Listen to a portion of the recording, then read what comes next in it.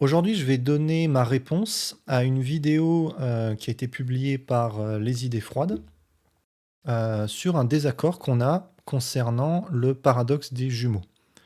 Alors pour ceux qui ne me connaissent pas, je suis Grégoire Gossens, je suis prof de physique et à côté de ça, donc j'anime une chaîne qui s'appelle Livre et Sciences et notamment je fais en ce moment une série sur la relativité restreinte. Donc c'est une série qui a commencé un petit peu sans le dire avec ces 3 vidéos-là, mais le vrai début de la série, c'est cette vidéo qui s'appelle tout simplement «La relativité». Et il y a quelques jours, j'ai publié, une vidéo, qui s'appelle «A-t-on vraiment résolu le paradoxe des jumeaux?» Entre parenthèses «Non», et 2 points, le principe de Mach. Hem et donc Les Idées Froides, a publié cette vidéo dans laquelle il explique qu'il est pas d'accord avec moi.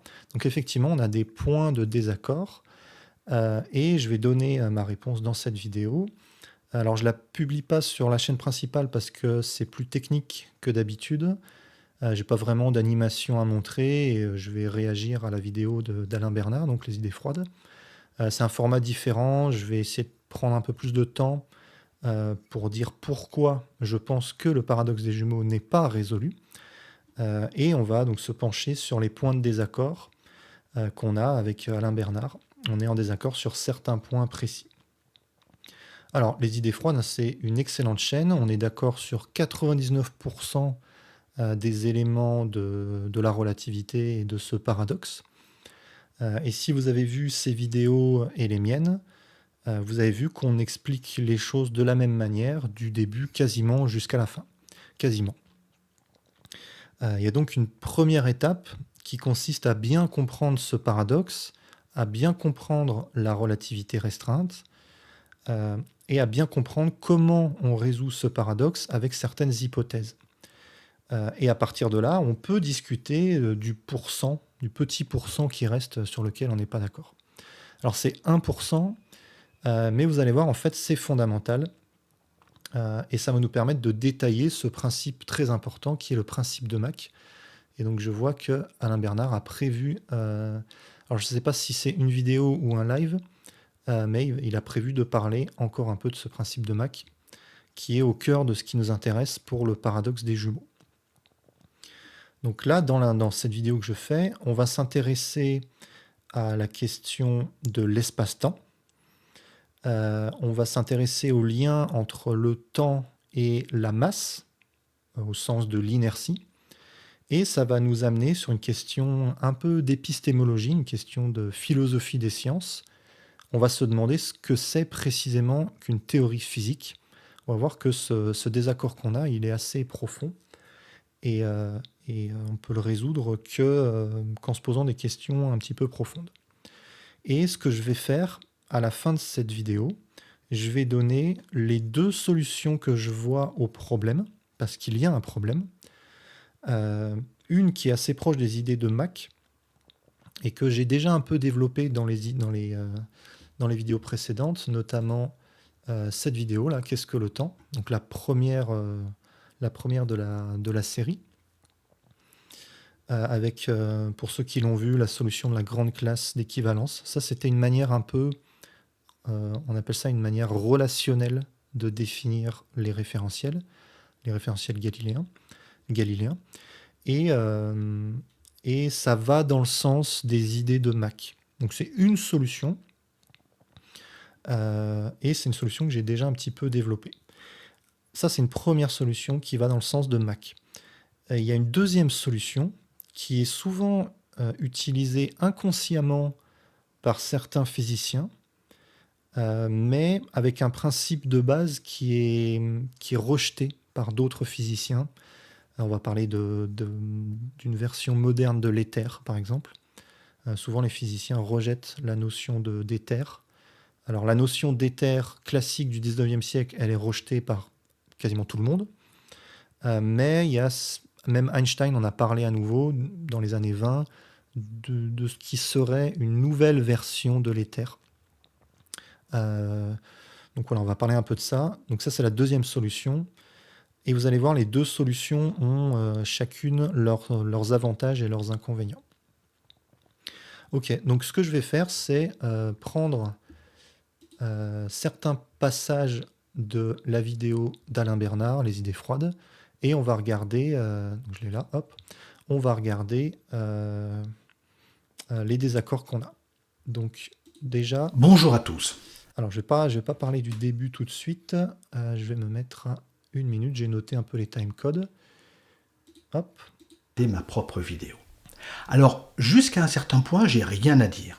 Là où je ne suis pas d'accord, c'est ici. donc d'un côté là, pour définir l'accélération, on a besoin d'abord de définir les référentiels galiléens, et d'un autre côté, un référentiel galiléen, qu'est-ce que c'est? C'est un référentiel qui n'accélère pas. Donc pour définir les référentiels galiléens, on a besoin de la définition de l'accélération. On tourne en rond, ça va pas, ça donne des définitions circulaires. Je suis en profond, mais vraiment profond désaccord avec cette présentation des choses. Alors donc ça, c'est le point essentiel du désaccord qu'on a. Vous allez voir qu'il y a d'autres discussions qu'il fait dans la vidéo, mais là, on est vraiment sur le cœur du problème. Et je vais essayer de détailler pourquoi on est en désaccord et pourquoi ce désaccord est relié au paradoxe des jumeaux et pourquoi je pense que le paradoxe n'est pas résolu à cause justement de cette boucle. Donc je vais avancer encore un peu. Livrescience n'est d'ailleurs pas la seule chaîne à présenter ce cercle vicieux, on la retrouve sur d'autres vidéos. Alors pour commencer, je tiens à dire que cette affirmation est extrêmement grave. Si c'est vrai, vous pouvez prendre la théorie de Newton, vous pouvez prendre la théorie d'Einstein, vous les mettez ensemble, vous les déchirez, vous les jetez à la poubelle. Avec une telle faille logique dans les fondations, ça veut dire qu'on peut arriver à n'importe quelle conclusion et à la conclusion contraire. Alors si c'était vrai, n'oublions pas qu'il y a de très grands esprits, de très grands scientifiques qui utilisent cette théorie, qui l'ont utilisée, qui l'ont étudiée. Et on peut imaginer que si c'était vrai, ils l'auraient trouvé avant nous, ils auraient trouvé cette faille logique, ils nous l'auraient dit. Alors je reconnais que c'est un argument d'autorité, je fais référence à d'autres qui considèrent que cette théorie est vraie, mais je trouve important de le souligner, c'est quand même grossier, et si c'était vrai, on l'aurait vu avant. Ok. Alors effectivement, il le dit lui-même, ça c'est un argument d'autorité. Et donc c'est pas valable. Déjà, donc il y a plusieurs points là, dans ce qu'il vient de dire. Il dit que s'il y a une faille logique, c'est qu'il faut tout déchirer et tout mettre à la poubelle. Ça déjà, c'est pas bon, parce que la théorie de Newton, par exemple, on sait que c'est faux. Ça a été remplacé par la relativité générale. Dans certains cas particuliers, la théorie de Newton fait des prédictions qui sont fausses. Est-ce qu'on a déchiré la théorie de Newton pour la mettre à la poubelle? Bien sûr que non. On fait des choses incroyables avec la théorie de Newton. On envoie des satellites et des sondes là où on veut dans le système solaire. Les ingénieurs de la NASA n'utilisent pas la relativité générale. Ils utilisent la théorie de Newton. Donc elle marche très bien. Même si dans certains cas précis, elle ne fonctionne pas. Ensuite, c'est pas parce qu'il y a un problème logique dans une démonstration que le résultat est faux et qu'il faut rejeter le résultat. Parfois, je demande à mes élèves de démontrer un théorème. Le théorème est vrai, je sais qu'il est vrai, tout le monde sait qu'il est vrai, les étudiants le savent, et ils essayent de le démontrer, mais dans leur démonstration, ils vont utiliser un argument qui ne convient pas, quelque chose qui n'est pas logique. Ils vont rater leur démonstration. Et donc, les fondements de leur démonstration sont faux, mais le théorème reste vrai. Voilà, s'ils essayent de démontrer le théorème de Pythagore, il y a plein de démos possibles, et qu'ils font une erreur dans leur démonstration, il y a un problème logique, ça ne veut pas dire que le théorème est faux et qu'il faut le jeter. Donc ça ne va pas comme raisonnement. On peut, donc dans le cas qui nous intéresse, établir une théorie, telle que la relativité, une théorie qui est vraie, qui est vérifiée, sans que les bases soient totalement solides, sans que ce soit parfaitement démontré. Et il y a un exemple bien connu de ça qui est un peu relié à la relativité, c'est l'équation E égale mc2. Einstein, il a donné au fil des années plein de démonstrations de E égale mc2. Je pense qu'il le sentait lui-même, et d'ailleurs ça lui a été reproché. La toute première démonstration qu'il fait, elle n'est pas vraiment satisfaisante. Il y a des choses qui ne vont pas, et il y a des grands scientifiques de l'époque qui ont écrit sur le sujet. Voilà, ça a été débattu. Donc la démonstration est bancale, il y a une faille logique. mais le résultat est vrai. Voilà. Après, surtout, ce qui ne va pas dans cet argument d'autorité, c'est la phrase « si c'était vrai, ça se saurait ». Ça, c'est pas un argument logique, c'est pas un argument rationnel. Je pense qu'il ne faut pas utiliser cette phrase, voilà, ça va pas. Et de toute façon, même si on voulait se placer sur la question de l'autorité, la question de savoir si ça se sait, entre guillemets, eh ben, le principe de Mach, c'est connu. Les physiciens savent qu'il y a un problème. Il y a beaucoup de physiciens qui parlent de ça. Je me souviens de mes profs à l'ENS qui m'en parlaient. Donc, c'était des chercheurs à l'ENS. Hein, et ils nous posaient la même question que je pose à la fin de la vidéo. Ils nous disaient, imaginez un objet qui est seul dans l'univers et qu'on mesure d'une manière ou d'une autre qu'il tourne sur lui-même. Dans ce cas-là, il tourne par rapport à quoi, vu qu'il est tout seul? A priori, ça n'a pas beaucoup de sens, c'est bizarre. Donc il y a un truc qu'il faut aller approfondir. Il y a un truc qui ne va pas. Et toujours sur cette question d'argument d'autorité, Einstein lui-même s'est posé beaucoup de questions sur ce principe. C'est un des principes qui sont à la base de ses réflexions pour construire la relativité générale. Et, alors je vais basculer, il y a un papier, enfin c'est une conférence je crois qu'il a faite en 1920 où il parle d'une sorte de version moderne de l'éther. Alors j'avais noté page 19 je crois. Voilà. Donc ce qui est fondamentalement nouveau dans l'éther de la relativité générale, par opposition à l'ancien éther de Lorentz, donc l'éther du 19e siècle, c'est que l'état de cet ancien éther est déterminé, alors de Former, non c'est le premier, c'est que l'état de l'éther, du nouvel éther, de l'éther moderne, est déterminé à chaque endroit par le lien avec la matière.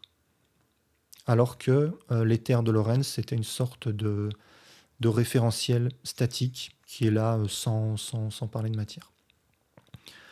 Voilà. Bon, voilà, si vous voulez lire en détail cet article, il est un peu long, on ne va pas le lire. Hein. Voilà, ça s'appelle l'éther et la théorie de la relativité. Donc Einstein se pose des questions, voilà, c'est connu qu'il y a un problème. D'ailleurs là, vous voyez, il parle de la matière, du lien avec la matière, un peu comme Mach.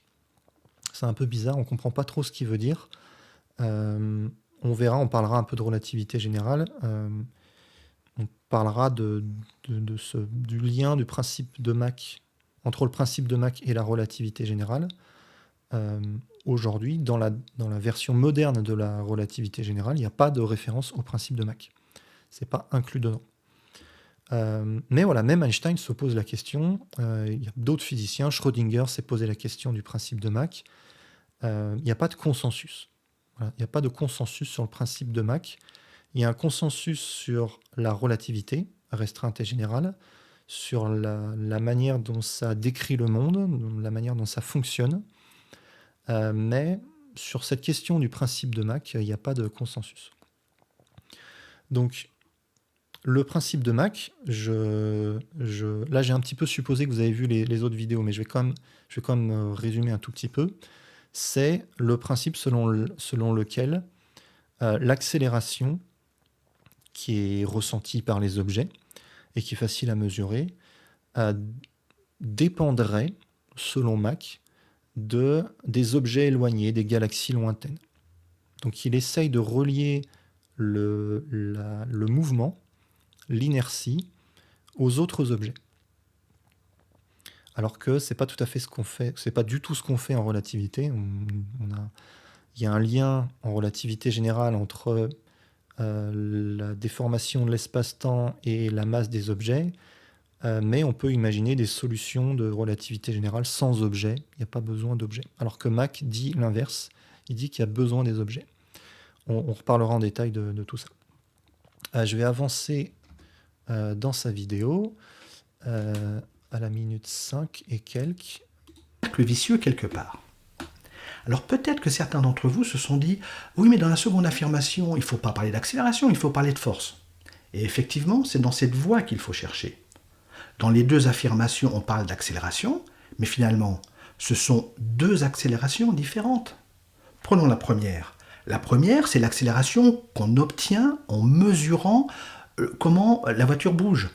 Quelle est sa position? Quand on prend la variation de position, on arrive à une vitesse. Quand on prend la variation de vitesse, on arrive à une accélération. On étudie le mouvement. Donc là, il fait la distinction que je fais aussi dans ma vidéo, qui est très importante à faire, entre l'étude cinématique et l'étude dynamique. Donc là, il vient de donner la définition de l'étude de l'accélération cinématique, c'est-à-dire uniquement en regardant la position, la vitesse. On dérive la position pour avoir la vitesse, on dérive la vitesse pour avoir l'accélération. Et ça, c'est relatif. Donc ça, on dit tous les deux la même chose. Fait ce qu'on appelle de la cinématique. Alors le mot cinématique vient du grec kinéma, qui a donné cinéma, cinématographe. Le cinématographe, c'est la représentation graphique du mouvement. La cinématique, c'est l'analyse, l'étude géométrique, l'étude mathématique du mouvement. On fait de la cinématique. Donc la première accélération, on peut l'appeler l'accélération cinématique. La première affirmation devient l'accélération cinématique est relative au référentiel d'observation. Donc voilà, là il fait la distinction entre deux accélérations. L'accélération cinématique, qui effectivement est relative, qui consiste tout simplement à faire le calcul mathématique en dérivant la position pour avoir la vitesse et en dérivant la vitesse pour avoir l'accélération. Ça c'est relatif, tout le monde est d'accord là-dessus. Mon accélération par rapport à moi-même, c'est la dérivée du vecteur position qui est constant. J'ai une vitesse nulle par rapport à moi-même. Je redérive, c'est la dérivée seconde. Hein. Je dérive à nouveau la vitesse, ça donne à nouveau 0. Donc une accélération d'un objet par rapport à lui-même, peu importe ce qu'il subit, cette accélération donc cinématique, elle est relative. Dans la seconde affirmation, l'accélération dont on parle est celle mesurée par un accéléromètre. Et on a vu, pour faire un accéléromètre, j'ai besoin d'une masse, j'ai besoin d'un ressort qui exerce une force de rappel sur la masse, j'ai donc besoin de faire appel à des notions non cinématiques hors de la cinématique, la masse et la force. On peut donc appeler la seconde accélération l'accélération physique. On pourrait aussi l'appeler l'accélération propre. La seconde affirmation devient l'accélération physique est absolue, c'est une accélération propre. Il n'y a donc pas de contradiction. Et donc là, il parle de la deuxième accélération, qui est l'accélération mesurée, tout simplement. On parle de deux choses différentes, accélération cinématique, accélération physique. Et c'est là qu'intervient Newton, avec la deuxième loi de la dynamique, et qui nous dit l'accélération cinématique est égale à l'accélération physique. En d'autres termes, moi, depuis le trottoir, l'accélération cinématique que je mesure en regardant comment la position de la voiture évolue avec le temps, le résultat que je vais trouver, c'est le même que celui que va trouver le conducteur de la voiture en regardant son accéléromètre. Alors ça semble un peu magique, mais ça, c'est le résultat d'observation. C'est le résultat d'expérience. C'est comme ça qu'on arrive à cette conclusion qui réconcilie les deux types d'accélération. Alors, il reste quand même un petit problème à résoudre.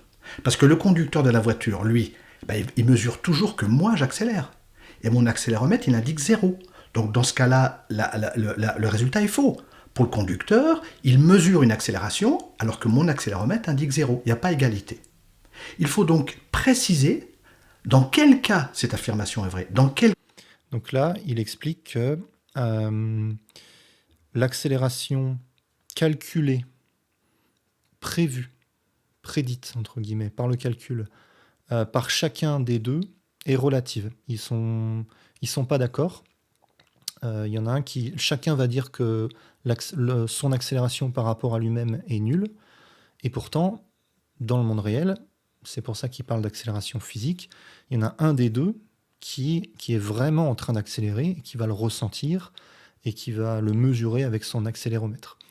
Et l'autre, par contre, lui, il aura eu raison de dire qu'il n'accélère pas parce qu'il mesure qu'il n'y a pas d'accélération et donc il n'accélère pas. Pourquoi ? Parce qu'il est c'est ce qu'il va dire après, dans un référentiel galiléen. cas la seconde loi de la dynamique de Newton est vraie, dans quel cas l'accélération cinématique mesurée, observée, est égale à l'accélération physique ressentie par ce que j'observe. Quelle est la condition pour que la seconde loi de la dynamique s'applique? Autrement dit, quelle est la condition pour que je puisse dire l'accélération cinématique que je mesure est égale à ce qu'indique l'accéléromètre de... Alors là, il a voulu dire l'accélération cinématique que je prédis, pas que je mesure. Et justement, il y a une confusion qui est très importante, qu'il ne faut pas faire entre mesure et prédiction. Donc là, il a dit que je mesure en parlant de l'accélération cinématique. Là, je ne suis pas d'accord avec ça, l'accélération cinématique, mais je pense que ça correspond à ce qu'il a dit avant. L'accélération cinématique, c'est pas mesuré, c'est calculé, c'est prédit. Et la distinction est très importante. L'objet dont je mesure l'accélération. Alors je crois que vous connaissez la réponse. Il faut que le référentiel dans lequel je me place, eh bien lui-même, il ne subisse pas une accélération physique. Il faut que mon accéléromètre, dans mon référentiel, indique 0. Alors de manière plus formelle, il faut que ce référentiel respecte ce qu'on appelle le principe d'inertie, qui est la première loi de Newton, la première loi dynamique de Newton. Et un référentiel dont l'accéléromètre indique 0, un référentiel qui respecte le principe d'inertie s'appelle un référentiel inertiel. Alors peut-être que... Je précise, référentiel galiléen, référentiel inertiel, ce sont des synonymes. Des fois, on fait une distinction quand on parle de gravité, mais dans tout ce que je raconte, là, j'emploie les deux de manière équivalente. Que ça répond à une de vos interrogations que vous aviez concernant les deux lois de la dynamique de Newton, les deux premières lois. Il y en a une troisième qui est l'action est égale à la réaction. La première loi nous dit un objet qui ne subit pas d'accélération va en ligne droite à vitesse constante. Et la seconde loi dit que l'accélération est égale à la force divisée par la masse. Alors certainement vous vous êtes dit, la première loi est inutile, je prends la seconde loi, ça me suffit. La force est nulle si j'ai pas de force, l'accélération est donc nulle, pas de force, pas d'accélération, pas de changement de vitesse, pas de changement de vitesse, je continue en ligne droite à vitesse constante dans la vitesse initiale. Eh bien non, cette seconde loi ne suffit pas. Pour qu'elle s'applique, il faut d'abord vérifier que j'ai pas d'accélération propre, et pas d'accélération propre est définie par le premier principe d'inertie, le principe d'inertie, la première loi de la dynamique de Newton. Voilà, donc là, il explique pourquoi on a besoin des référentiels galiléens, y compris chez Newton.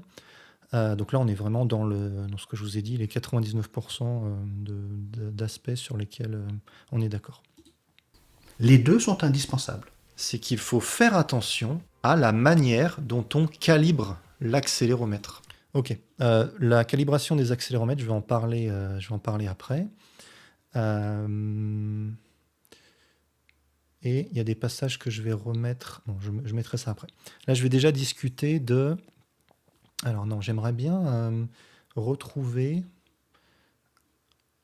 le moment où il parle de la boucle. C'est de ça dont j'aimerais parler pour l'instant. Et on va parler des accéléromètres après. C'est moins important, on est d'accord sur les accéléromètres. Non, c'est pas ça. Donc c'est avant, c'est au début. Dès le début, il parle de la boucle.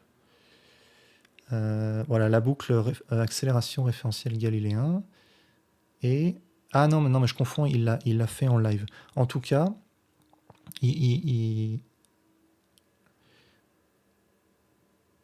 Est-ce qu'il reparle de la boucle? Non. Tac. Ici. Référentiel qui n'accélère pas. Donc pour définir les référentiels galiléens, on a besoin de la définition de l'accélération. On tourne en rond, ça va pas, ça donne des définitions circulaires. Oups. Voilà. Donc là, ce que je dis, c'est que pour définir l'accélération, notamment l'accélération nulle, on a besoin de définir un référentiel galiléen. Je crois que j'en reparle. Ouais. Moi, je remettrai ma vidéo après.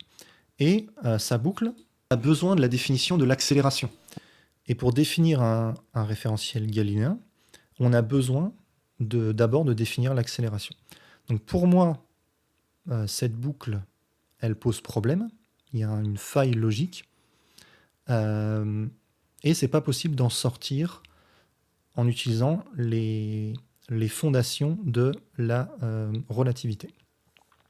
Et la manière dont Alain Bernard, Les idées froides, sort de cette boucle, c'est qu'il définit les référentiels galiléens.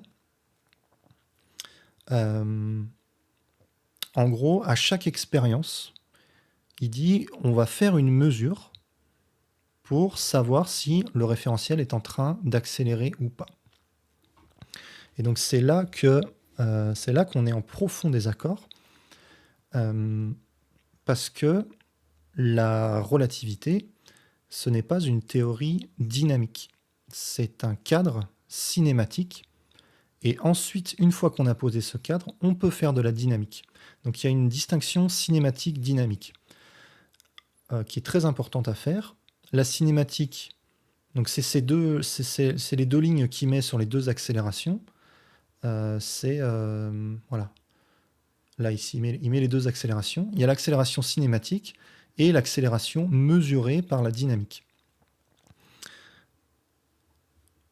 La cinématique, c'est l'étude des mouvements des objets, leur position, leur vitesse, et la dynamique, c'est l'étude des forces. Et donc, il faut faire cette distinction, et il faut se rappeler que la relativité, c'est une théorie cinématique.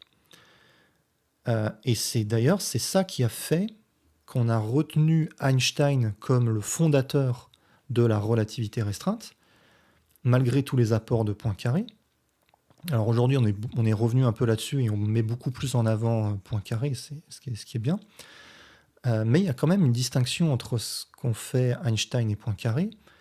Poincaré, alors c'est lui qui trouve la transformation de Lorentz entre guillemets, parce que c'est pas de Lorentz, c'est de Poincaré. Lorentz a fait plein de tentatives, mais il n'a pas trouvé la bonne formule, c'est Poincaré qui l'a trouvé. C'est Poincaré qui trouve la composition des vitesses, la formule de composition des vitesses en relativité, qui ne devient une somme que à petite vitesse. C'est lui qui énonce le principe de relativité.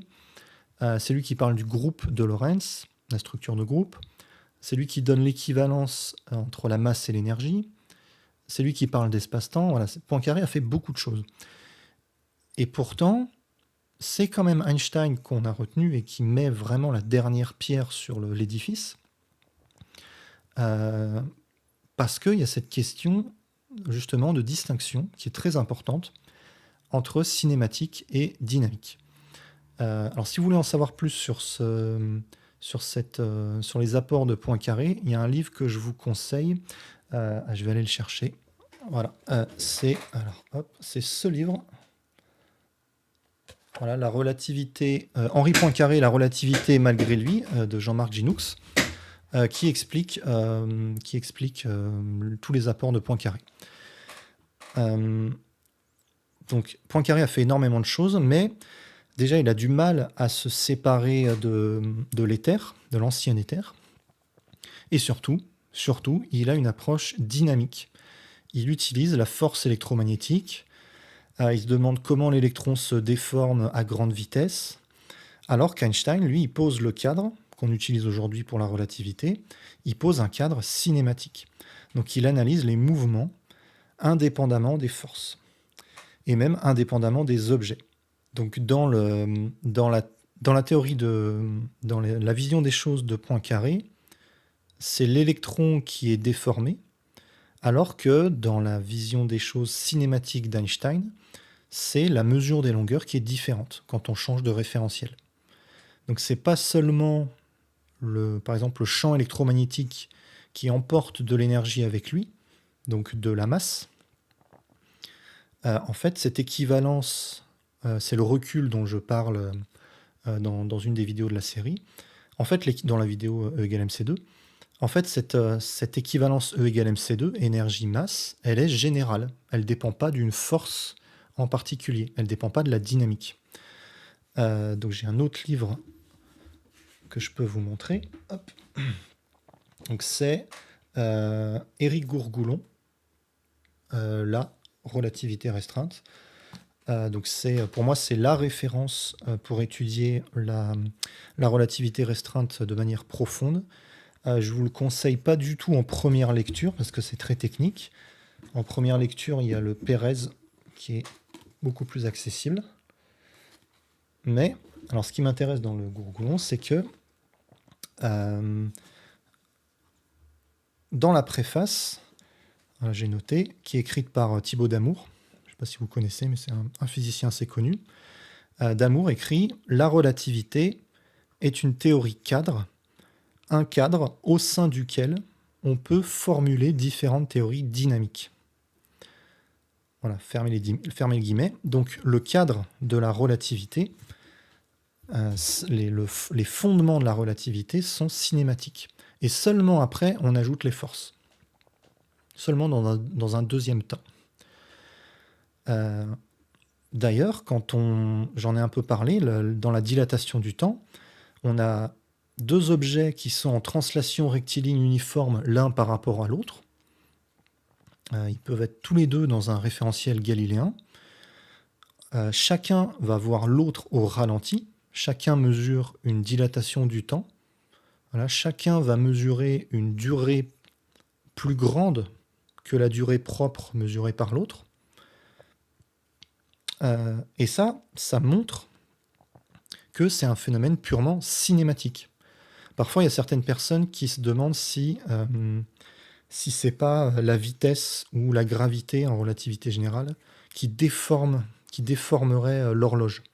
En posant cette question, en fait, ils remettent en question la relativité parce qu'ils sont en train de dire qu'il y a un effet dynamique.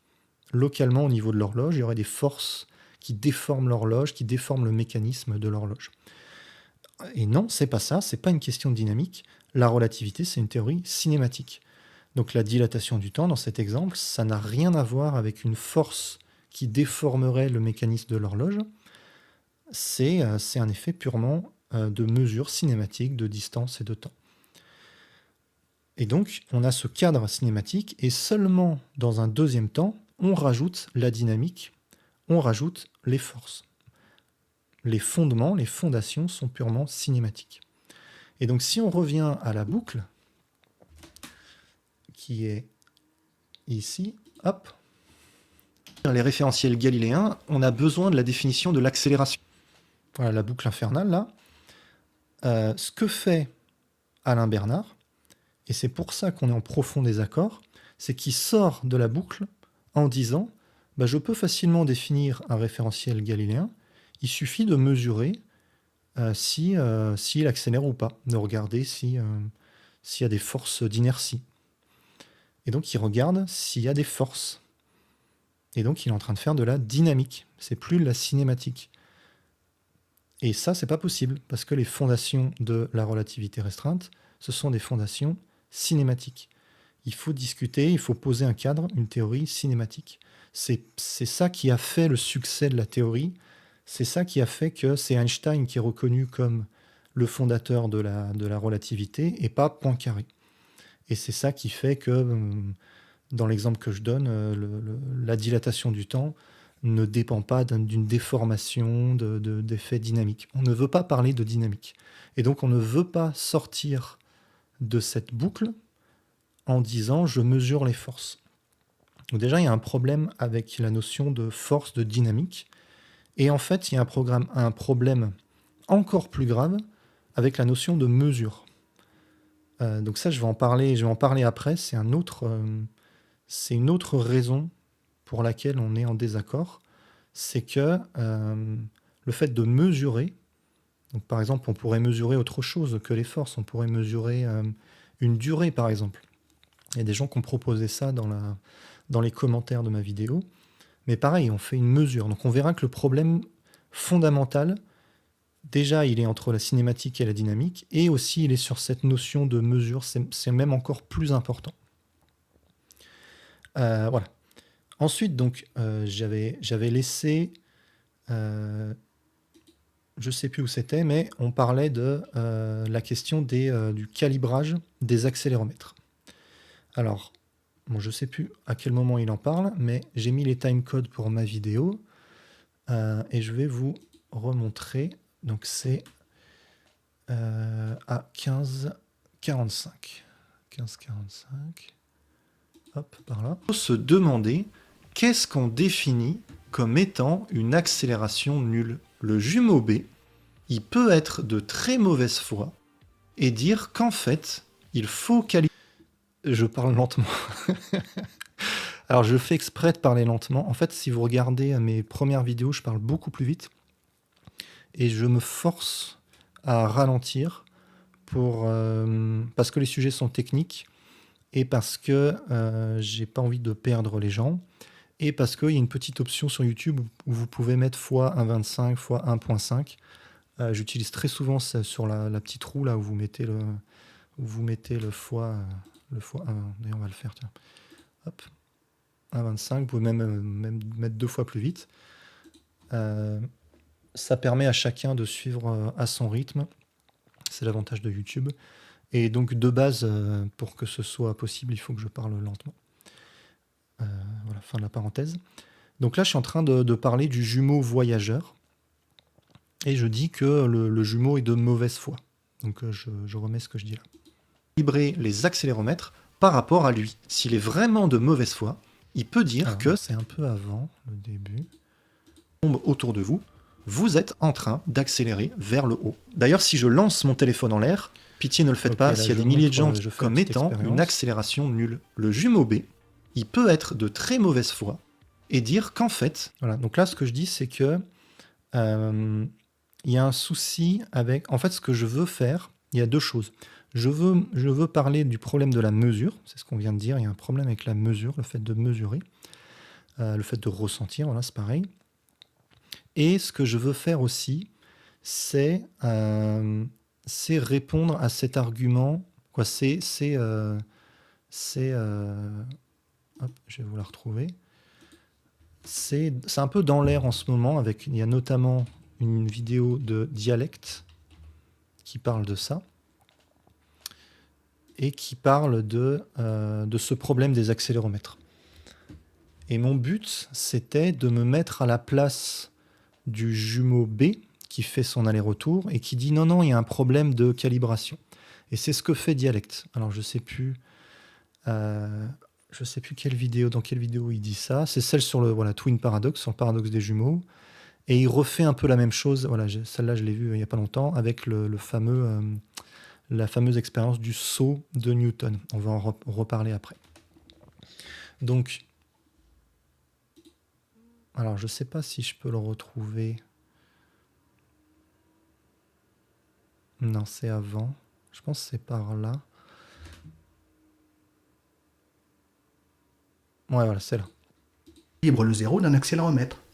Et allez voir un aviateur dans une centrifugeuse. Vous allez lui expliquer que son accélération est nulle puisque vous avez calibré son accéléromètre à zéro dans sa cabine. Je suis pas sûr qu'il adhère à votre théorie. Voilà, donc là-dessus, c'est pour ça que je dis que le jumeau B est de mauvaise foi. Il peut s'arranger pour changer la calibration de son accéléromètre et changer le zéro ou avec des ressorts essayer de tricher un peu, mais c'est un peu ce que fait Dialecte et je suis pas du tout d'accord avec ce que dit Dialecte là-dessus et c'est pour ça que je dis que le jumeau est de mauvaise foi. Il faut calibrer les accéléromètres par rapport à lui, comme étant une accélération nulle. Le jumeau B, il peut être de très mauvaise foi. Voilà, je dis qu'il est de très mauvaise foi et dire qu'en fait, il faut calibrer les accéléromètres par rapport à lui. S'il est vraiment de mauvaise foi, là je le répète, je dis s'il est vraiment de mauvaise foi, donc ce que je sous-entends en disant qu'il est de mauvaise foi, c'est que je ne suis pas d'accord avec lui. Quand on dit à quelqu'un tu es de mauvaise foi, vous sous-entendez que vous n'êtes pas d'accord. Alors, là c'est peut-être de ma faute, j'aurais pas dû juste le sous-entendre, j'aurais dû le dire explicitement. Donc sur cette histoire de calibration, il y a ce fameux Dialecte qui pense qu'il y a un problème. Il reprend cet argument avec la question de la rotation. On va parler de la rotation, l'accélération. On va voir qu'en fait, c'est un peu les mêmes arguments qui reviennent. Et si vous avez choisi une manière de voir les choses pour l'accélération linéaire, il y a les mêmes arguments pour la rotation. Et donc, je dis clairement, je ne suis pas du tout d'accord avec Dialecte. Et sur ce point, avec Alain Bernard, on est d'accord. On peut mesurer sans ambiguïté si on accélère ou si on tourne sur soi-même. C'est ce que fait Alain Bernard. D'ailleurs, il lâche un stylo à un moment. Si vous êtes dans l'espace et que vous lâchez un stylo, et qu'il est en train et qui se déplace, qui se met à se déplacer dans une certaine direction, c'est que vous êtes en train d'accélérer. Ou s'il s'éloigne de vous, c'est que vous êtes en train de tourner sur vous-même. C'est un moyen de mesure imparable. Je ne vois pas comment Dialecte peut nier ça. C'est imparable. Vous mesurez soit une accélération, soit une rotation. En tout cas, vous mesurez que votre vitesse n'est pas constante. Il y a des éléments de vitesse dans votre référentiel qui ne sont pas constants. Donc, vous n'êtes pas dans un référentiel galiléen. Donc, sur la question de la mesure, on est d'accord avec les idées froides, sans aucun problème. Ensuite, j'en reparle un peu après. Alors, c'est où? 1638. Situation redevient symétrique. Et pourtant, dans le monde réel, elle ne l'est pas. Le voit être un... Voilà, hop là. Là, je dis, si on peut choisir n'importe quel référentiel pour calibrer, l'accélération est relative. Ça, c'est vrai. Si je choisis n'importe quel référentiel, c'est un peu ce que disait Alain Bernard au début. C'est par rapport à moi-même, peu importe ce qui se passe, je peux décider que l'accélération est relative. Mais là où c'est peut-être pas très clair ce que je dis, c'est que je mélange cette question d'accéléromètre, qui est une mesure, avec la prévision de ce que c'est un référentiel galiléen. Donc je poursuis. Ça redevient clair après. Donc là, je suis d'accord, j'aurais dû être plus clair. Mais bon, maintenant, je le dis clairement. D'ailleurs, je l'ai dit quand même 2 fois que je le trouvais de mauvaise foi, ce jumeau B. C'est très facile de mesurer une accélération. Donc, j'avance un peu la vidéo. Voilà, ça, c'est le résumé. Dans ce cas-là, on est embêté. Tout le monde prétend être un référentiel galiléen, quitte à redéfinir la calibration des accéléromètres. Et donc, la situation redevient symétrique. Et pourtant, dans le monde réel, elle ne l'est pas. Le voyageur finit vraiment plus jeune. Pour de vrai, on a fait des... Voilà, donc là, ce que je dis, là, je finis de prendre le point de vue du jumeau B, du jumeau voyageur. J'arrête d'être de mauvaise foi, entre guillemets. Voilà, j'introduis le fait qu'il est de mauvaise foi. Je vais au bout du raisonnement pour voir jusqu'où ça va. Et à la fin, je dis ça. Je dis, bon, en fait, dans le monde réel, non, tu mesures si tu accélères ou pas. Et pourtant, dans le monde réel, elle ne l'est pas. Le voyageur finit vraiment plus jeune. Pour de vrai, on a fait des expériences pour le confirmer. Donc on n'a pas fini. Il y a encore une contradiction apparente, c'est le paradoxe des accéléromètres. Voilà, donc là, ce que je dis, c'est que il y a un souci avec la question de la mesure. C'est ce que j'ai dit il y a quelques minutes. Mais une fois qu'on a accepté de mesurer, dans le monde réel, c'est très facile de savoir qui accélère ou qui n'accélère pas. Et donc, il n'y a pas de... On répond assez facilement à cette question de calibration. Donc, la situation paraît symétrique si on est de mauvaise foi. En fait, si on mesure l'accélération, elle ne l'est pas du tout. Ensuite, ça c'est la suite. Référentiel galiléen, sans parler d'accélération. Sinon, on tourne en rond. Voilà. Là, on revient. Donc là-dessus, sur cette question de mesurer si j'accélère ou pas, en lâchant un objet, on est d'accord avec les idées froides. Et là, on revient sur le point de désaccord qui est la boucle. Il faut résoudre ce paradoxe en donnant la définition d'un référentiel galiléen sans parler d'accélération. Sinon, on tourne en rond. On définit l'accélération à partir des accéléromètres. Le problème, c'est que ces accéléromètres, ils sont calibrés pour donner une accélération nulle dans les référentiels galiléens. Donc d'un côté, là, pour définir l'accélération, on a besoin d'abord de définir les référentiels galiléens. Et là, je reparle de calibration. C'est peut-être là où je n'ai pas été clair. Ce que je veux évoquer, c'est le problème de la mesure. D'un autre côté, un référentiel galiléen, qu'est-ce que c'est ? C'est un référentiel qui n'accélère pas. Donc pour définir les référentiels galiléens, on a besoin de la définition de l'accélération. On tourne en rond, ça va pas, ça donne des définitions circulaires. Il faut à tout prix définir les référentiels galiléens sans parler d'accélération. Voilà, donc là on est sur le point important. Il faut définir les référentiels galiléens avant de définir l'accélération. j'aurais pu rajouter là sans faire de mesure. C'est ça qui est important. C'est ça que je veux dire. C'est que on ne peut pas mesurer l'accélération. Et donc, quand Alain Bernard sort de la boucle en faisant une mesure, là, je suis pas d'accord, c'est pas possible. Et je vais vous expliquer pourquoi. Là, pour l'instant, je présente les points de désaccord. J'ai commencé un petit peu à expliquer pourquoi on n'était pas d'accord, mais le point central va arriver bientôt.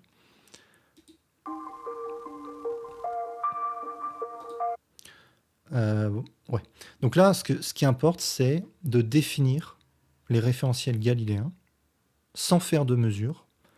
Quand je dis définir, le mot est important. Je veux dire prédire. Je ne veux pas avoir besoin de mesurer à chaque fois. On va voir que ça, c'est un point important. Ensuite, 1858. Il ne peut pas y avoir de relation cause-conséquence entre les deux. Oui.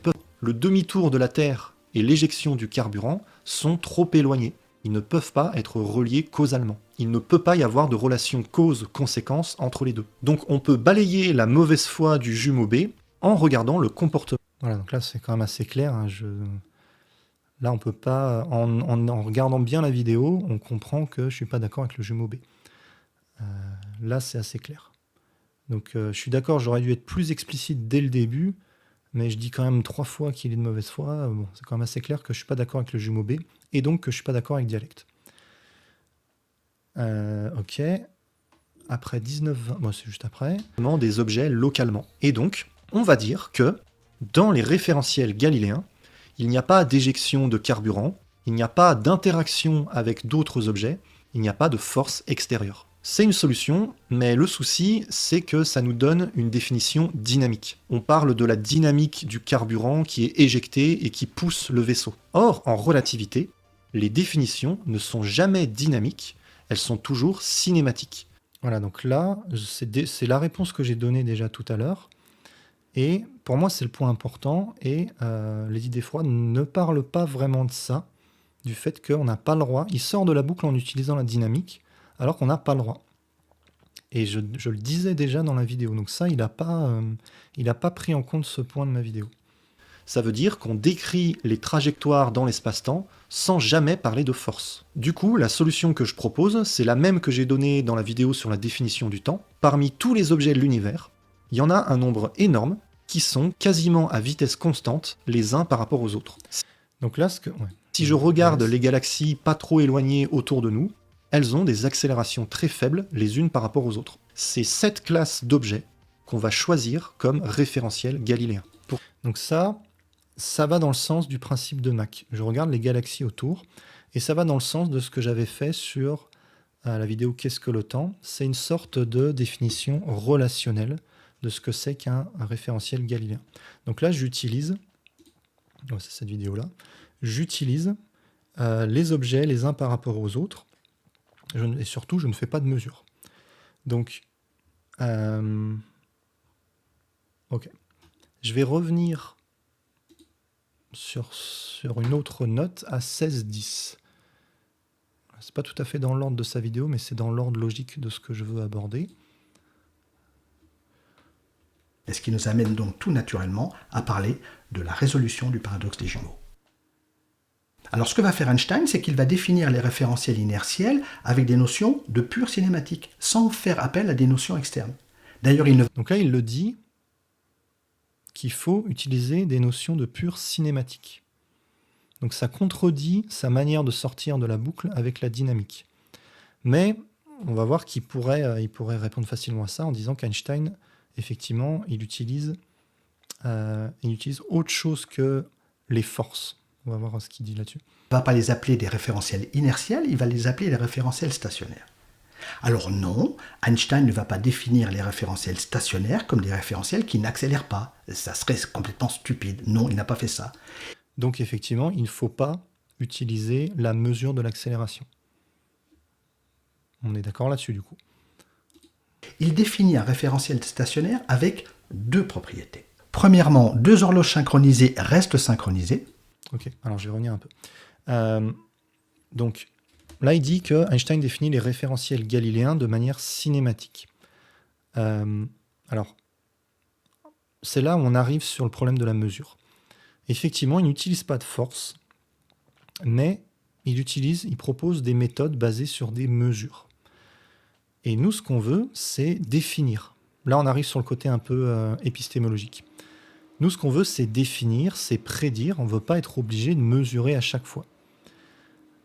Et là, c'est pour ça que les réponses qui sont données des fois dans les commentaires ou qui sont données ici, les réponses du genre « je mesure une force d'inertie » ou « je mesure une durée plus courte », tout ça c'est équivalent. C'est équivalent au fait que le référentiel n'est pas galiléen. Tout ça c'est la même chose, c'est mesurer que le référentiel n'est pas galiléen. Mais je rappelle, on l'oublie peut-être un peu là, à force de discuter, mais le sujet du débat c'est de savoir si le paradoxe des jumeaux est résolu. Donc on veut pouvoir prédire quel jumeau finit plus vieux avec la théorie. On veut le prédire. On ne veut pas avoir besoin de mesurer à chaque expérience. On veut une théorie cadre qui nous permette de répondre à ça. Donc on ne veut pas avoir de mesure à faire. Donc là, je remets la définition d'un référentiel galiléen selon Einstein. Avec deux propriétés. Première, il n'a pas fait référentiel stationnaire comme des stationnaires. Alors non, Einstein ne va pas définir les référentiels stationnaires comme des référentiels qui n'accélèrent pas. Ça serait complètement stupide. Non, il n'a pas fait ça. Il définit un référentiel stationnaire avec deux propriétés. Premièrement, deux horloges synchronisées restent synchronisées. Ça, c'est une mesure. Deuxièmement, la lumière se propage à une vitesse bien particulière qui ne dépend pas du référentiel. C'est une mesure aussi. Donc là, c'est des mesures. Ce ne sont pas des prédictions. Je continue. Il y en a peut-être que ça gêne qu'on fasse appel à la lumière, alors que j'ai dit que la définition était purement cinématique. Effectivement, c'est gênant, mais ce n'est pas le problème de la lumière. Ce qui est gênant, c'est qu'il y a une mesure. Il y a besoin de refaire une mesure à chaque fois, ça ne va pas. Je vais en reparler après. C'est un point important. Alors sachez qu'on peut remplacer cette définition par quelque chose de plus abstrait, de plus obscur, qui est de dire que l'espace-temps est une géométrie hyperbolique. Alors c'est plus obscur, mais... Donc ça, c'est très intéressant. Et je reviendrai à la fin sur la question de l'espace-temps en tant qu'objet. Là, on touche à un point essentiel. Donc il glisse ça un peu rapidement, mais en fait, c'est très important. Ensuite, j'ai noté 18-18. Là. Dès que le voyageur entame son demi-tour, son référentiel n'est plus stationnaire. Et l'espace-temps se... Donc là, il se place du point de vue de la fusée qui est en train de faire, qui fait un aller-retour. Donc pour de vrai, on mesure une accélération. La fusée n'est pas un référentiel galiléen. Le jumeau B qui est là-dedans, il est de mauvaise foi. Et il pense que c'est lui le référentiel galiléen. Et voilà ce qui se passe quand il prétend ça. Déforme. La Terre fait un aller-retour dans l'espace à une vitesse dépassant celle de la lumière. Rien n'interdit dans un référentiel non stationnaire. Une fois le demi-tour terminé, la situation redevient normale et les jumeaux se retrouvent. Ah, donc au moment du demi-tour, la Terre fait un truc complètement délirant du point de vue du vaisseau. Elle va plus vite que la vitesse de la lumière. Ça, c'est un calcul de la relativité. Et ça montre que ce vaisseau, que ce jumeau est de mauvaise foi. Mais là, c'est la même chose. On a déjà supposé, pour faire ce calcul, qu'il y en a un des deux qui est galiléen. Ou alors on le mesure, c'est quelque chose qu'on mesure.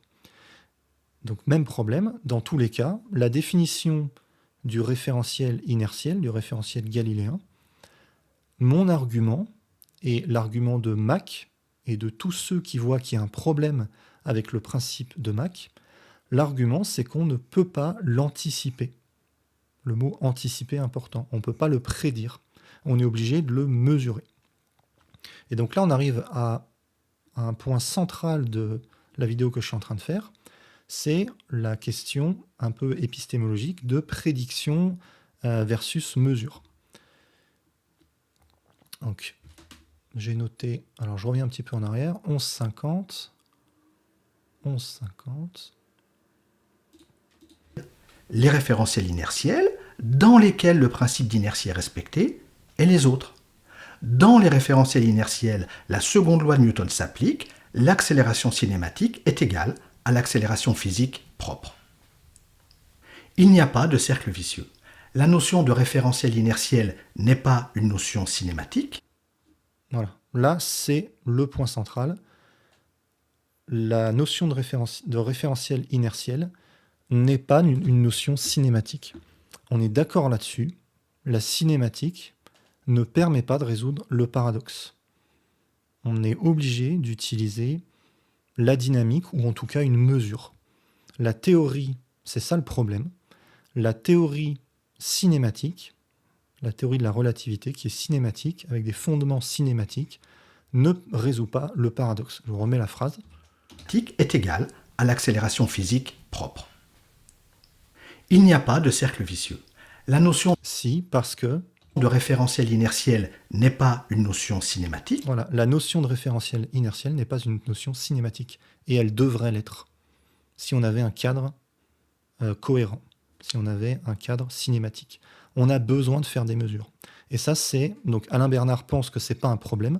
En fait, on est d'accord sur la formulation des choses, mais il pense que c'est pas un problème, donc il pense que le paradoxe est résolu. Et notre désaccord, c'est que moi, je pense qu'il y a un problème. Donc j'ai déjà donné un premier argument. La relativité, c'est une théorie cinématique. On ne doit pas utiliser la dynamique et les forces dans ses fondations. Mais ça va plus loin que ça. On ne doit pas utiliser de mesures. On ne doit pas faire de mesures à chaque fois. Je vais développer ce point. Pour l'instant, je n'ai pas encore développé. C'est vraiment le point important. Je vais y arriver. Mais en tout cas, déjà sur cette question de cinématique dynamique, on ne peut pas utiliser la dynamique pour sortir du cercle vicieux, parce que la dynamique, elle vient dans un deuxième temps. Elle peut pas faire partie des fondations. Et donc le deuxième argument, qui est encore plus profond, c'est celui de la mesure.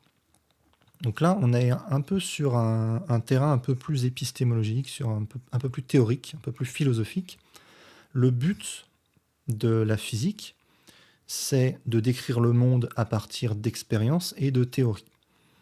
Donc la question de la mesure, elle est très importante. Il faut faire des mesures pour construire des théories. Mais une fois qu'on construit notre théorie, cette théorie, elle doit être prédictive. On ne veut pas être ramené sans cesse aux expériences. Si je veux prédire la trajectoire d'un objet en fonction de sa position et de sa vitesse initiale, voilà, je donne ça aux étudiants des conditions initiales, et je veux qu'ils utilisent la théorie de Newton, par exemple, pour prédire à quel endroit l'objet va tomber au sol.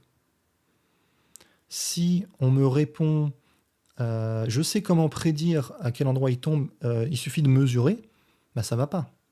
Et on est obligé de mesurer à chaque fois. Non, moi je veux pas faire ça, je veux une théorie. Je veux quelque chose qui fasse des prédictions. Si on me demande de mesurer à chaque fois, c'est pas de la physique, c'est pas une théorie physique, c'est de l'empirisme. Ça fonctionne très bien, mais c'est pas une théorie physique. Moi, ce que je veux, c'est pouvoir anticiper, sans faire le test. Je veux seulement certaines informations cinématiques, par exemple la position, la vitesse initiale, et faire des prédictions, pas des mesures. Donc là, dans ce qui nous concerne pour le paradoxe des jumeaux, je veux déterminer quel référentiel est galiléen, mais à partir des positions et des vitesses des objets. Un référentiel galiléen, c'est par définition, c'est quasiment dans la définition, c'est une équivalence en tout cas, c'est un référentiel dans lequel on ne ressent pas d'accélération. Je veux pouvoir anticiper avec les positions et les vitesses des objets. Vous me donnez des objets, voilà, me donnez un univers avec des objets qui se déplacent avec des positions et des vitesses. Je veux pouvoir prédire lesquels sont galiléens, uniquement en faisant de la cinématique. La cinématique, c'est l'étude des positions et des vitesses. Donc, je prends, je ne sais pas, 1000 objets, ou des milliards et des milliards d'objets, comme il y en a dans l'univers, peu importe le nombre. Je considère, par exemple, toutes les étoiles et les galaxies. Je mets une fusée au milieu de tout ça. Je veux être capable d'anticiper si la fusée accélère ou pas. Je veux être capable d'anticiper si c'est un référentiel galiléen ou non. Et si on me répond « j'ai trouvé un moyen de savoir si la fusée accélère, il suffit de mesurer son accélération », évidemment, ça ne va pas. Il ne faut pas se baser sur les mesures, il faut prédire. Donc c'est l'exemple que je donnais avec l'objet qui est lancé. Je veux prédire la position où il tombe. Pour les référentiels galiléens, c'est la même chose. Je veux pouvoir prédire je veux pouvoir prédire quelles mesures je vais faire. Donc je ne peux pas me baser sur les mesures. Je veux faire des prédictions. Donc si on revient à l'énoncé de base du paradoxe des jumeaux, et ça rejoint certains commentaires qui ont été faits sous ma vidéo, même chose, mon but, c'est d'avoir une théorie qui me permet de prédire lequel des deux finira plus vieux. Et la réponse, c'est tout dans le même paquet, dans le même cadre. Hein. Celui qui finit plus vieux, c'est celui qui reste dans un référentiel galiléen. Ça, on montre que c'est une équivalence. C'est celui qui n'accélère pas. Voilà, c'est celui qui reste sur Terre. On oublie la gravité terrestre, je vous rappelle, dans tout ça. Donc, celui qui finit plus vieux, celui qui est dans un référentiel galiléen, celui qui n'accélère pas, tout ça, c'est la même chose. Je veux savoir lequel des deux a ses propriétés.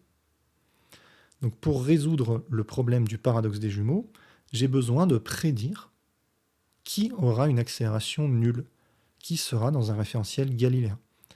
Donc, je ne peux pas mesurer l'accélération, ça, c'est pas une prédiction, c'est une mesure. Je ne peux pas mesurer non plus des durées. Mon but, c'est de trouver justement lequel est le plus vieux à la fin. Donc, on a un gros problème si je mesure la durée des trajets. Des fois, c'est la réponse qui m'a été donnée sous la vidéo. Celui qui n'accélère pas, c'est celui qui a une durée, maximale. Mais on tourne en rond, là. On fait des mesures à chaque fois. Donc, c'est la boucle. Je pourrais rajouter... Je ne sais pas où elle est cette boucle-là. Voilà. Donc, c'est cette boucle-là. Donc, pour définir les référentiels galiléens, on a besoin de la définition de l'accélération. Voilà. Donc, la définition de l'accélération, au sens, j'ai besoin de savoir ce que c'est qu'une accélération nulle. Donc, en fait, cette boucle, non seulement elle est valide, elle est là, il y a un problème avec cette boucle, mais je pourrais même rajouter un troisième point qui concerne donc le paradoxe des jumeaux. Un référentiel galiléen, c'est équivalent à une accélération nulle, c'est équivalent à une durée maximale, c'est le jumeau le plus vieux, qui est dans un référentiel galiléen, qui n'accélère pas. Tout ça, c'est équivalent, mais moi, mon but, c'est de prédire lequel des deux sera dans ce cas-là. Et si on me dit, il suffit de mesurer si ça accélère, ou il suffit de mesurer lequel des deux est le plus vieux, on utilise la conclusion dans les hypothèses de départ. Ça ne va pas, c'est une boucle qu'on veut éviter. Donc pour résoudre le problème du paradoxe des jumeaux, qui n'est pas résolu donc, on a besoin de prédire qui aura une accélération nulle, qui sera dans un référentiel galiléen. Sans mesurer l'accélération, ça c'est pas une prédiction, c'est juste une mesure empirique. Donc mesurer l'accélération, mesurer les durées des trajets, ça ne peut pas marcher. C'est revenir à la question de départ, c'est utiliser la conclusion dans les hypothèses de départ. Voilà, donc cette boucle, en fait, je pourrais rajouter un élément dessus. Ce que fait les idées froides, c'est proposer de sortir de cette boucle avec une mesure, et ça ne va pas. C'est ça notre point de désaccord. Moi, je ne veux pas tricher, entre guillemets, je ne veux pas faire une mesure à chaque fois. Et donc, on en arrive au principe de Mach. On a un problème qu'on aimerait bien résoudre. Mach, ce que fait Mach, et ce que fait Einstein aussi, c'est lui qui a popularisé le principe de Mach. Il s'en est beaucoup inspiré pour construire la relativité générale. Mach et Einstein comprennent qu'il y a un problème. Il y a cette boucle infernale, on tourne en rond. On n'arrive pas à prédire qui aura une accélération nulle, qui vieillira le plus vite, qui sera le plus vieux à la fin. On n'arrive pas à résoudre le paradoxe des jumeaux. Alors, ça nous amène un peu à ce que fait Dialecte avec le saut. Ça, historiquement, c'est ce que fait Mach. Il s'intéresse à ce saut. Donc vous prenez un saut et vous le faites tourner sur lui-même. Si vous êtes sur Terre, il va y avoir une courbe au niveau de la surface parce qu'il y a des forces d'inertie, vu qu'il n'est plus dans un référentiel galiléen, il est en train de tourner sur lui-même. Et donc l'eau est projetée vers les côtés. Alors vous pouvez vous affranchir du problème de la gravité terrestre en mettant ça dans l'espace. Et c'est juste que ce n'est pas une courbe bien définie, l'eau va avoir tendance à sortir. Donc, la question, elle est simple à résoudre quand on fait les mesures, quand on observe. Quand le seau ne tourne pas sur lui-même, la surface est plate. quand le seau tourne, la surface est courbée, l'eau sort, ou l'eau sort carrément. Et maintenant, donc, la question que pose Mac, et qui est reliée à tout ce qu'on vient de faire, c'est imaginons un seau qui est le seul objet de l'univers.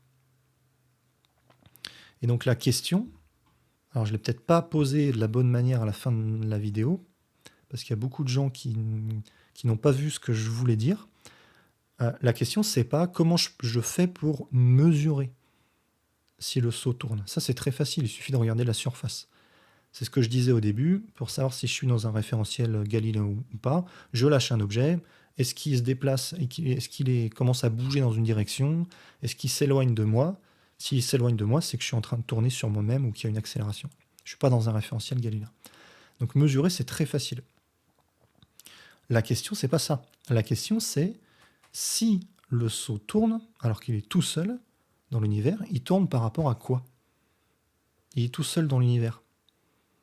Et la question, encore une fois, c'est pas de mesurer, c'est d'anticiper, c'est de prédire si le seau va tourner ou pas. Et ce que dit Mac, c'est que si le seau est le seul objet de l'univers, on n'a aucun moyen d'anticiper. On ne peut pas prédire s'il tourne ou pas. A priori, il n'y a pas de raison qu'il soit en train de tourner. Il tourne par rapport à quoi? Donc ça paraît logique. Le seau, s'il est tout seul, je ne vois pas pourquoi il y aurait une rotation. Et donc, et c'est là que ça devient intéressant, ça devient un peu bizarre, un peu mystérieux. On rajoute cette fois-ci toutes les étoiles et les galaxies. Et là, c'est facile d'anticiper. Je peux prédire si le seau va tourner ou pas, sans tricher, sans faire de mesure. J'ai pas besoin de regarder à chaque fois, à chaque expérience, si la surface est plate ou si elle est courbe. Avant de faire l'expérience, je peux faire une prédiction, et la prédiction, tout le monde sait la faire. Si le seau est en train de tourner par rapport aux étoiles, alors la surface sera courbée.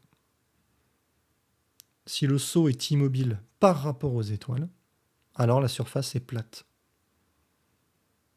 Voilà, s'il tourne par rapport aux étoiles, c'est courbé. Je vais mesurer des accélérations, des forces d'inertie. Je fais la prédiction avant de mesurer. Et c'est ça qu'on veut. C'est une théorie physique, on veut faire des prédictions. On ne veut pas avoir besoin de mesurer à chaque fois. Donc là, on sait à l'avance que le seau n'est pas un référentiel galiléen. Et j'ai fait ma prédiction uniquement à partir des mouvements de l'objet, à partir de la cinématique.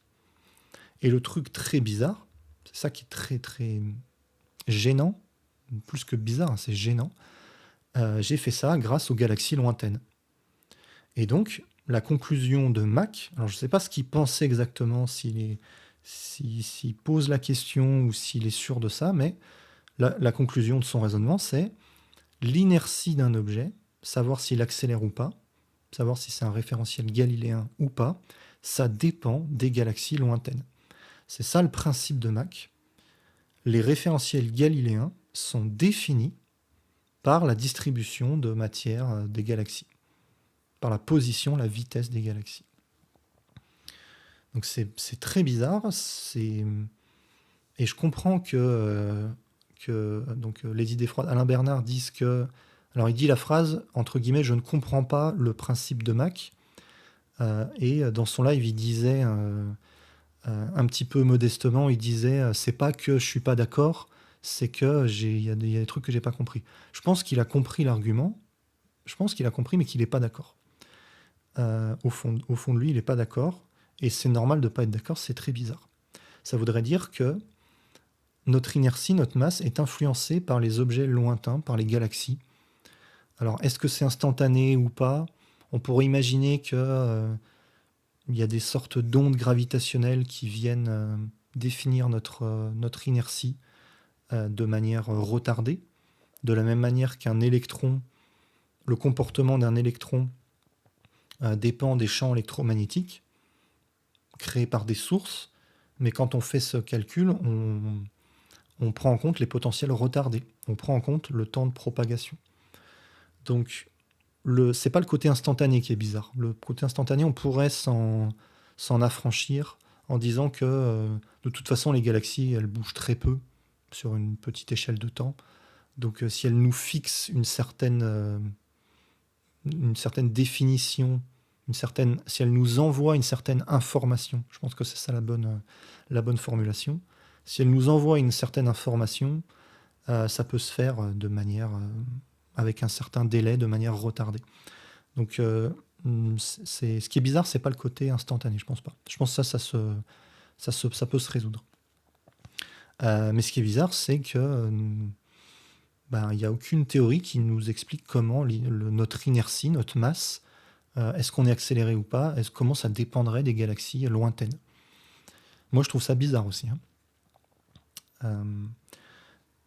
Donc, pour résoudre cette énigme, donc il y a un problème. Là, je pense que vous avez saisi quel est le point de désaccord. Moi, je pense qu'il y a un problème.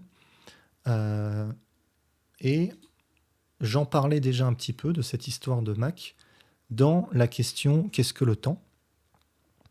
Donc, je vais pas tout refaire l'argument de ce que j'ai donné dans cette vidéo, mais je vais quand même essayer de résumer. Dans cette vidéo, ce que je propose quelque chose qui marche pour définir le temps et qui marche aussi pour définir les référentiels galiléens, sans avoir besoin de faire de mesures, bien sûr. C'est ce que j'ai appelé la grande classe d'équivalence. Et ça permet de définir le temps, ça permet de définir aussi l'inertie. Donc là, c'est intéressant, on voit que le paradoxe des jumeaux montre que y a un lien profond entre l'inertie et le temps. Et donc, dans la vidéo, je donne une définition relationnelle du temps et de l'inertie. Relationnelle au sens où je parle des relations entre les objets, un peu dans l'esprit de Mach, qui va pousser, le but c'est de pousser jusqu'au bout les fondations philosophiques de la relativité. C'est de dire qu'il y a quelque chose de relationnel jusqu'au bout.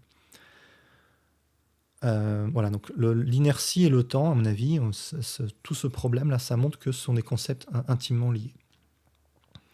Donc moi, ce que je dis dans cette vidéo, pour résumer, c'est que pour définir le temps, on définit des horloges. Donc déjà, ça, je le fais dans la première partie, je ne reviens pas là-dessus, à partir des phénomènes répétitifs. Et des phénomènes répétitifs, ça va être par exemple le battement de mon cœur ou l'oscillation d'un pendule ou le rythme d'une montre moderne. Et parmi tous ces phénomènes répétitifs dans la nature, en fait, il y en a qui ont des périodes reliées de manière très stricte. Si je regarde des bonnes horloges, entre guillemets, donc une horloge dans le salon et ma montre, la relation entre la période d'oscillation et la période de l'aiguille, elle est stable. Par contre, mon battement de cœur, si je vais faire du sport et que je reviens, il aura changé. Ce sera pas stable par rapport à cette montre, par rapport au pendule. Et je pourrais en prendre plein comme ça, en fait. Je pourrais prendre la période de révolution de la Terre autour du Soleil, la période de rotation de la Terre sur elle-même, de tous les objets dans l'univers, de tous les phénomènes répétitifs. En fait, quasiment tous les phénomènes naturels du genre, qui ne sont pas biologiques, mais qui sont mécaniques, ont des périodes reliées entre elles. Et donc, il y a plein de bonnes horloges et de mauvaises horloges. Le battement de mon cœur, c'est une mauvaise horloge. Et ce que je dis, c'est que les bonnes horloges qu'il faut prendre pour définir le temps, c'est celles qui sont en très grand nombre, un nombre astronomique d'horloges qui sont toutes stables les unes par rapport aux autres. Et donc, je fais des relations entre les horloges. Et donc, il y a toute une classe d'équivalence de tout plein d'horloges qui sont toutes reliées par cette relation d'équivalence et qui sont toutes stables les unes par rapport aux autres. C'est ça que je dis, c'est ça que j'appelle relationnel. C'est ça une définition relationnelle. Il n'y a pas un cadre absolu, on va en reparler après de ça, il n'y a pas un cadre absolu qui est posé par rapport auquel je définis les choses. Il y a juste des objets et je regarde les relations entre les objets. Et au milieu de tout ça, il y a d'autres horloges, comme le battement de mon cœur, qui ne sont pas en relation avec d'autres objets. Le battement de mon cœur n'est stable par rapport à rien d'autre. Il y a peut-être par hasard un extraterrestre qui fait son sport en même temps que moi Alors déjà, en même temps, on sait qu'en relativité, c'est difficile à définir, mais quoi, vous voyez l'idée, il y a peut-être un moment où c'est stable, et puis 2 heures après, ça l'est plus, voilà, ça fonctionne pas. Mon cœur, c'est une horloge, c'est un phénomène répétitif, mais c'est pas une bonne horloge parce qu'il est tout seul dans sa classe d'équivalence, en fait. C'est un singleton, si vous voulez. Et donc, on a besoin de cette classe d'équivalence pour définir les bonnes horloges. Et ce que je fais, c'est que je définis les référentiels galiléens de la même manière. Donc c'est ça, là. En fait, j'apporte, là, ce que je fais dans cette vidéo, déjà, j'ai montré quels étaient les points de désaccord, pourquoi j'étais pas d'accord avec les idées froides, pourquoi je pense que le paradoxe n'est pas résolu, donc ça c'est réglé, vous avez mon opinion là-dessus. Et maintenant, ce que je fais là, c'est que je vais apporter 2 solutions que je vois au paradoxe. Il y a une première solution qui va dans le sens de ce que fait Mach, avec son principe, le principe de Mach, qui consiste à prendre des classes d'équivalence et de faire des définitions relationnelles. Et donc, ce qu'on peut faire, ce que je propose aussi dans cette vidéo, et que j'ai développé sur Livre et Sciences TV, donc la chaîne secondaire sur laquelle est publiée cette vidéo-ci. Donc, ce que je fais, c'est que j'applique cette définition de grande classe d'équivalence au référentiel. Et ça me permet de définir les référentiels galiléens. En fait, même chose, il y a un grand nombre d'objets physiques, avec de la matière, un grand nombre d'objets, d'étoiles, qui sont en translation rectiligne uniforme les uns par rapport aux autres. Alors vous allez me dire, les planètes sont en rotation, les étoiles sont aussi en train de tourner autour de la galaxie. Oui, mais si je regarde pendant un court laps de temps, en fait, ce sont quasiment des translations. En me donnant une marge d'erreur, en fait, il y a une petite accélération, ok, qui est due à la rotation, mais je fais le calcul, je crois, je sais plus si c'est dans la vidéo, dans Qu'est-ce que le temps, ou dans la vidéo, le live que j'avais fait, qui est sur Les Vraies Sciences TV, mais je fais le calcul, et je montre que ces accélérations sont très très faibles. Et donc si je me donne une certaine marge d'erreur, en fait, il y a énormément d'objets, il y a toute une classe d'objets, une énorme classe d'équivalence d'objets qui sont en accélération très très faible les unes par rapport aux autres, à comparer à d'autres objets qui ont des accélérations très grandes. Et donc ces autres objets, je vais les exclure de la classe, et je vais dire que ce ne sont pas des référentiels galiléens. Et donc ce que je vais définir comme référentiel galiléen, ce sont tous les objets matériels, solides, qui sont dans cette grande classe d'équivalence, qui sont tous en relation les uns avec les autres. Et cette relation d'équivalence, c'est ne pas accélérer par rapport à ton voisin, à ton binôme. Donc je suis en relation d'équivalence avec la Lune, parce que pendant un court laps de temps, en fait, la Lune, elle accélère très peu par rapport à moi. Et la Lune, elle est en relation d'équivalence, donc quand je dis je, c'est la Terre. Donc la Terre et la Lune sont dans la même classe, la Terre et le Soleil aussi, le Soleil et les autres étoiles de la galaxie, les galaxies aux alentours, voilà, tous ces objets, ok, ils ont des petites accélérations les uns par rapport aux autres, mais elles sont extrêmement faibles. Et donc c'est tous ces objets-là que je vais définir comme référentiels galiléens. Ok, là on peut rembobiner. J'ai réussi, en faisant ça, alors j'ai pas dit que ma définition elle est définie, elle est définitive, mais bon, c'est une piste pour sortir de cette boucle infernale, pour définir ce que c'est qu'un référentiel galiléen, sans faire de mesure. J'ai pas fait de mesure là. Je dis juste, voilà la cinématique des objets. Je connais leur position à chaque instant. J'ai leur cinématique. J'ai plein d'objets. Par exemple, j'ai 1000 objets dans l'univers. C'est plus simple de réfléchir à ce problème avec moins d'objets. Imaginons que vous avez 1000 objets. Il y en a 990 qui sont tous en translation rectiligne les uns par rapport aux autres. Et puis il y en a d'autres qui font n'importe quoi, qui accélèrent dans tous les sens. Ces objets qui font n'importe quoi, je vais les exclure, et je vais dire que tous les autres, les 990, vont former la grande classe d'équivalence. Ils vont former les référentiels galiléens. Pourquoi? Parce que entre eux, c'est une définition relationnelle, entre eux, ils ont des accélérations quasiment nulles. Voilà, on est dans le monde réel, hein, il faut faire des approximations. Je peux me donner une certaine marge.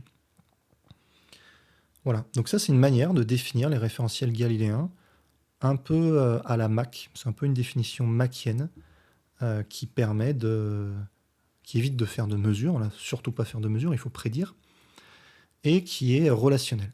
Donc ça c'est dans l'esprit de Mach. Ok, donc ça c'est une première solution.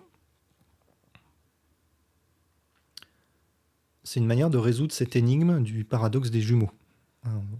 On a montré que résoudre le paradoxe des jumeaux, c'est définir ce que c'est que l'accélération nulle, prédire quels référentiels vont avoir une accélération nulle, dans quel référentiel je vieillis le plus, quels sont les référentiels galiléens. Ces trois choses sont équivalentes, on veut prédire.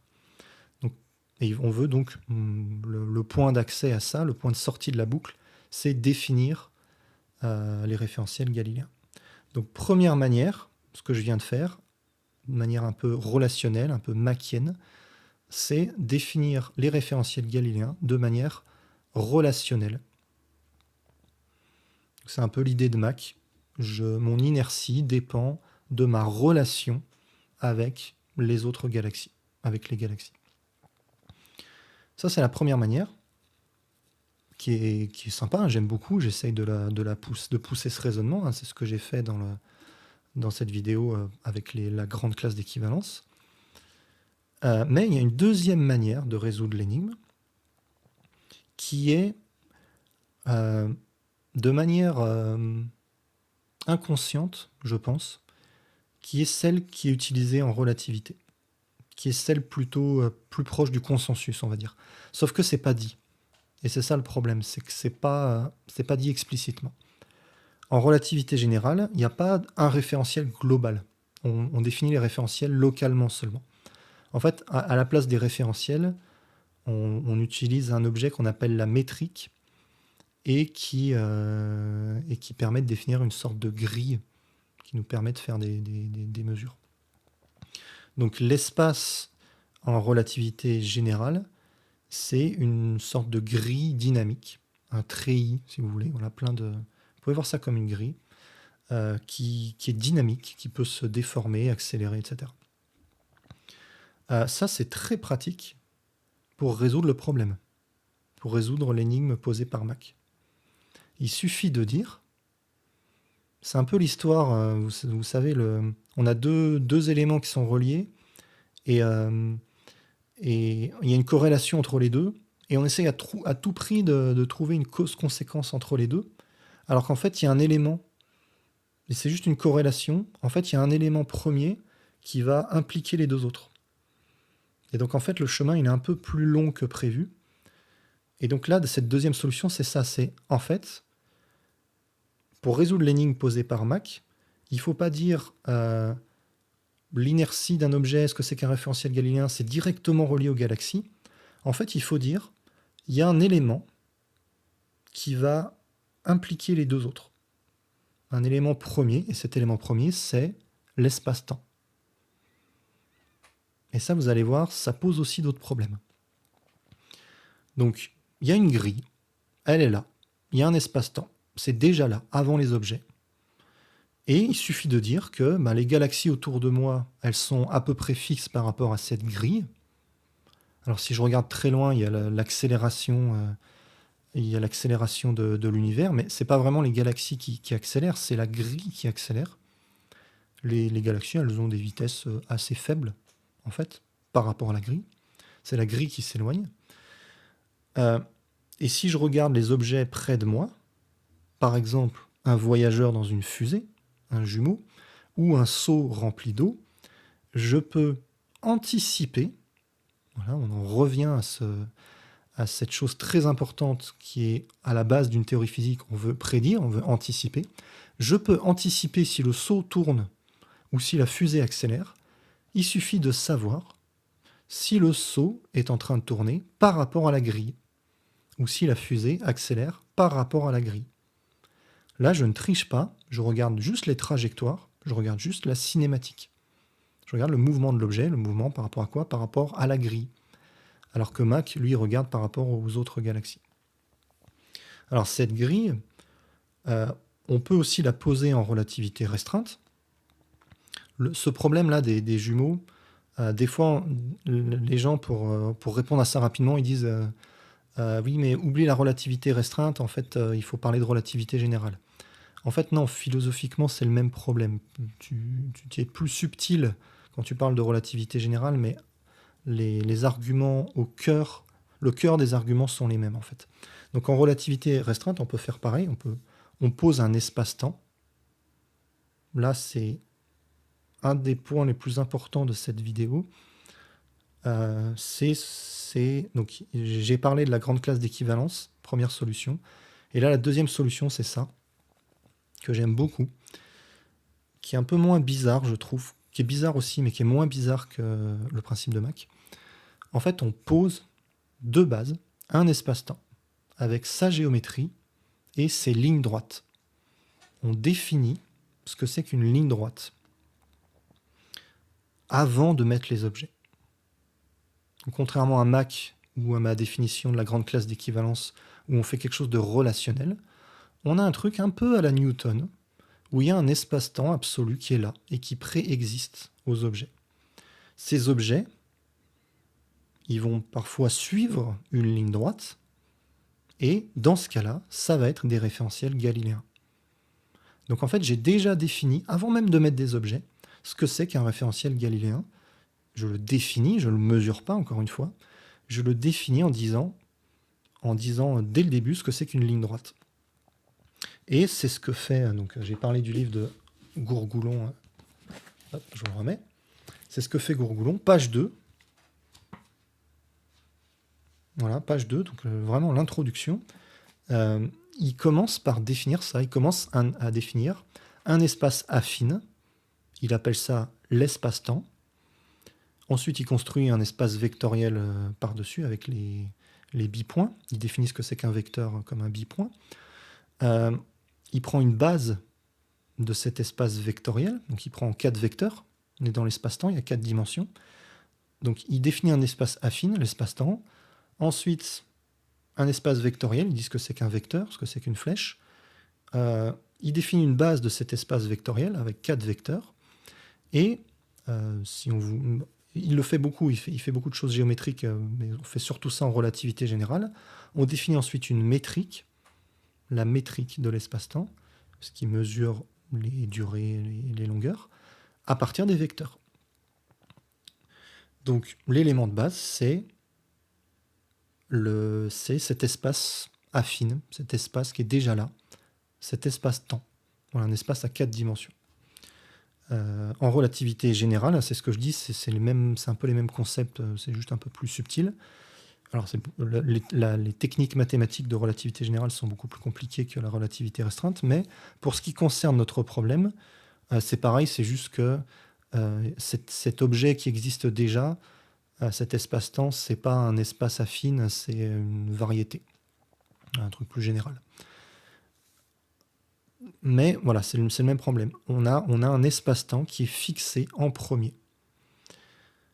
Donc là, ce que je dis, là, tout ce que je suis en train de dire, c'est pas un reproche.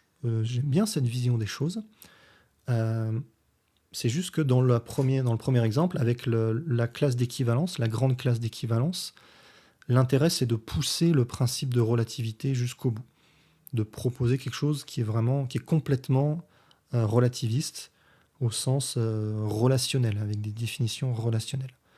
Là, c'est pas le cas, c'est quelque chose qui est posé avant les objets.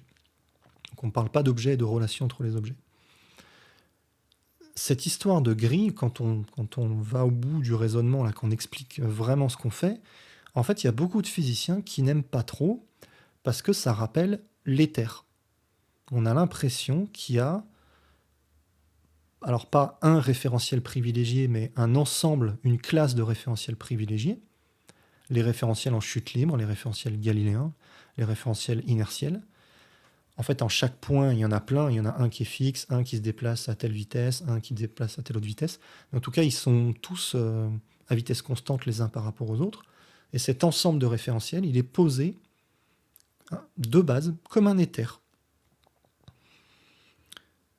Et en fait, ça, c'est le consensus. Mais c'est pas dit explicitement. En fait, c'est cette solution qui est favorisée en relativité. C'est pas le principe de Mach. Le principe de Mach n'est pas intégré dans la relativité générale. Et d'ailleurs, il y a des solutions de l'équation d'Einstein, de la relativité générale, et des solutions qui existent sans objet, sans matière. On a juste l'espace-temps qui est déformé. Donc la relativité générale, hein, je répète, n'inclut pas le principe de Mach. Et c'est ce que je montre là avec l'introduction des livres de référence sur la relativité. C'est cette deuxième option qui est choisie. On part de l'espace-temps. L'espace-temps, il existe avant les objets. Et donc, si on creuse vraiment ce problème-là, en fait, Einstein, il ne voulait pas ça. J'ai noté, il a écrit « La caractéristique essentielle de ma théorie, c'est précisément qu'aucune propriété ne soit attribuée à l'espace en tant que tel. » C'était son but. Aucune propriété attribuée à l'espace en tant que tel. Donc surtout pas de ce truc à la Newton, cette espèce de d'éther moderne, cet espace-temps qui est déjà là avant les objets. Et pourtant, c'est ça qui est le cœur de la relativité générale, en fait, c'est ça. Il y a un espace-temps qui existe par lui-même, avant même de mettre des objets, et d'ailleurs, on peut même définir des solutions sans objets. Donc, il y a bien un truc, une sorte de voile, une sorte d'éther moderne. Alors, c'est pas du tout l'éther c'est pas du tout une réhabilitation de l'éther du 19e siècle. Hein. C'est pas un référentiel fixe, privilégié, c'est une classe de référentiel. Mais l'idée est quand même là, il y a un truc qui préexiste aux objets, et ça, ça peut être dérangeant. Voilà, donc on a un espace défini dès le début, avec les lignes droites, et ces lignes droites, ce sont les référentiels galiléens. Et le problème, hein, c'est pour ça qu'il y a un problème avec le paradoxe des jumeaux, c'est que c'est pas assumé, c'est pas dit explicitement. Demander aux physiciens est-ce qu'ils pensent que, en fait, dans les théories modernes, il y a un nouvel éther, un éther moderne, il y en a plein qui vont vous dire non. Ils vont vous dire non, la relativité s'est débarrassée de la notion d'éther, définitivement, de toute notion d'éther. Donc c'est pas dit explicitement qu'il y a ce truc qui préexiste. Et pourtant, dans les définitions, c'est là. Donc il y a quelque chose qui n'est pas... on n'est pas allé au bout du raisonnement. S'il y a cet espace-temps qui préexiste aux objets, cette espèce d'éther moderne, il faut le dire. Il faut le dire clairement. C'est pas fait. S'il y a un truc qui dépend des galaxies lointaines comme Mach, alors le démontrer, je pense que c'est pas possible, mais il faut poser un cadre théorique, et c'est pas fait non plus. Et donc, on n'a pas de solution satisfaisante au paradoxe des jumeaux. Donc non, on arrive à la conclusion, là. Je ne sais pas combien de temps va durer cette vidéo, mais c'était plus long que prévu. On n'a pas résolu le paradoxe des jumeaux.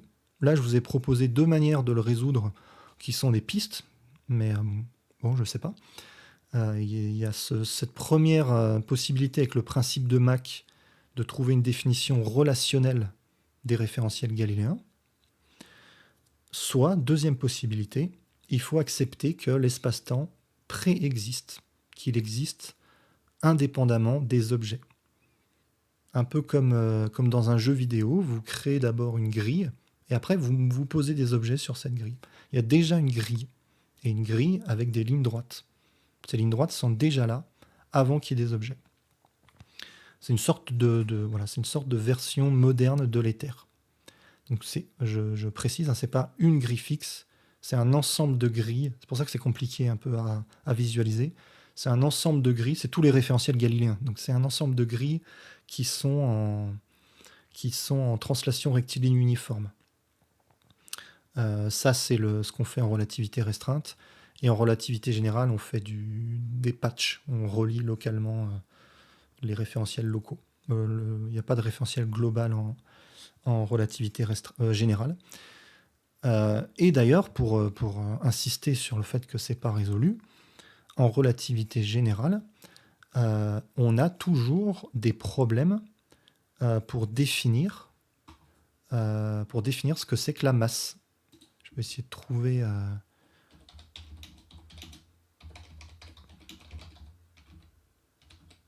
Hop. Voilà. La relativité générale n'offre pas une définition unique du terme masse, mais donne plusieurs définitions qui sont applicables selon les circonstances. Dans certaines circonstances, la masse du système en relativité générale n'est même pas définie. Vous voyez, on n'a pas compris ce que c'est que l'inertie. On n'a pas compris ce que c'est que ce problème d'inertie, de masse, de référentiel galiléen, tout ça c'est relié.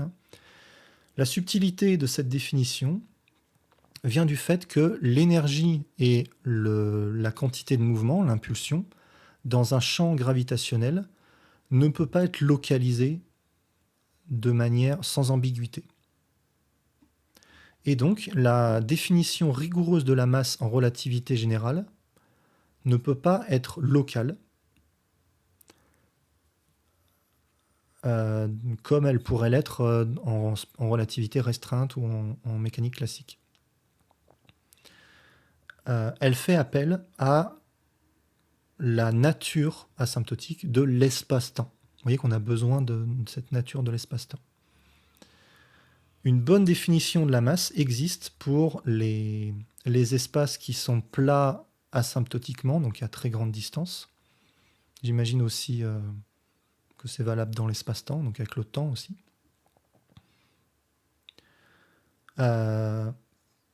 Toutefois, on a des définitions qui peuvent être utilisées dans certaines configurations. Voilà, donc il y a encore des obstacles.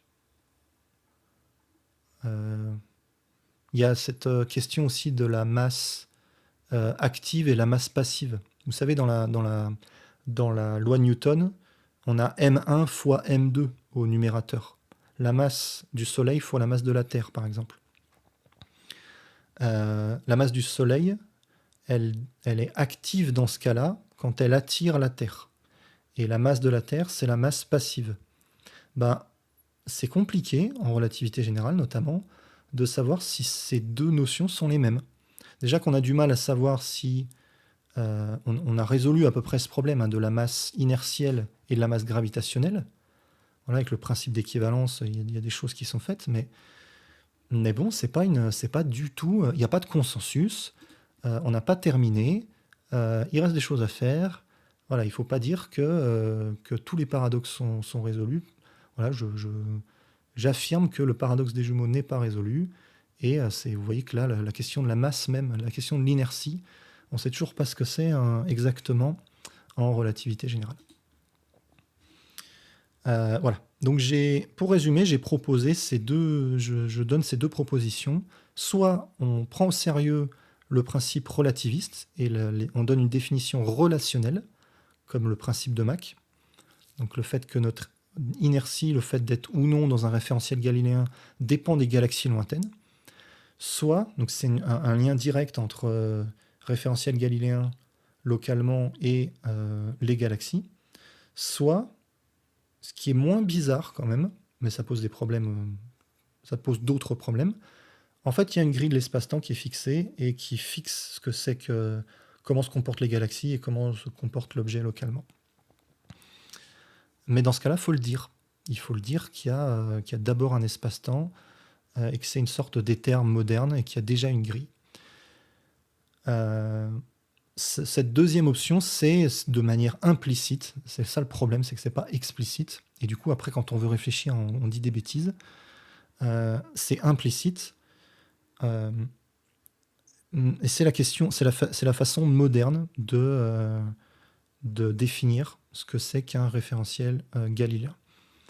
Donc, pour résumer, je veux une théorie physique qui me permette de prédire trois choses qui sont équivalentes. Est-ce que le référentiel est galiléen? Est-ce que l'accélération mesurée est nulle?